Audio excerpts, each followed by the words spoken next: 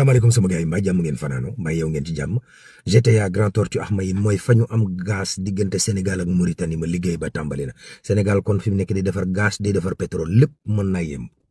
waaye suñu fajkat yu ci bari ñu ngi génn réew mi ndax fii faj mi daf fee baaxu tey liñ leen di fay taxaw te demee noonu plateau médical bi taxu ko relevé réew yu ci mel ne France ñoom ñu ngi profité ci jaaru occasion yooyu ngir faq suñuy ndaw ñu bari ñu génn ñu ci bari sax liggéey Mauritanie leen gën a liggéey Sénégal. Université UGB dafa am benn étudiant bu ñu fa fekk moo gaañu fa génn àdduna goo xam ne jaaxal na ñëpp accident yi ministre bi ñu dénk wàllu transport joxar bi nañ ko ndax licence yi nga xam ne ñu ngi koy joxe ba ñuy def transport en commun di rey goo xam ne kenn xamut nees ko mën a waxee loolu la ñuy laajte waaw lay ndeysaan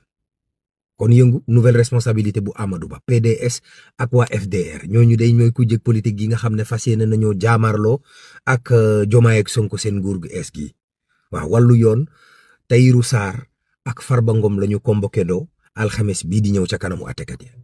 ki nga xam ne moom mooy Farba Ngom dem na jëli convocation moom dikk ànd ak ay avocat yi dal ne yoon tegul yoon ci mbir mi ndax ba tey xamuñu lu ñuy toppee Farba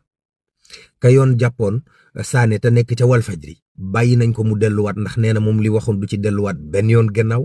ndax dafa yor ay preuve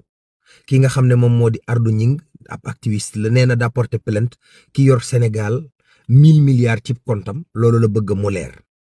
ñu ne kon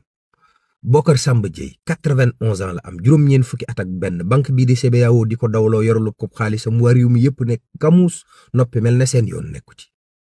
lii ëlëm ñëpp média yu ci bari juróom-ñett bokk ci ay site internet yu ñu fanqoon seen bokk état bi mujj na leen a reconnaître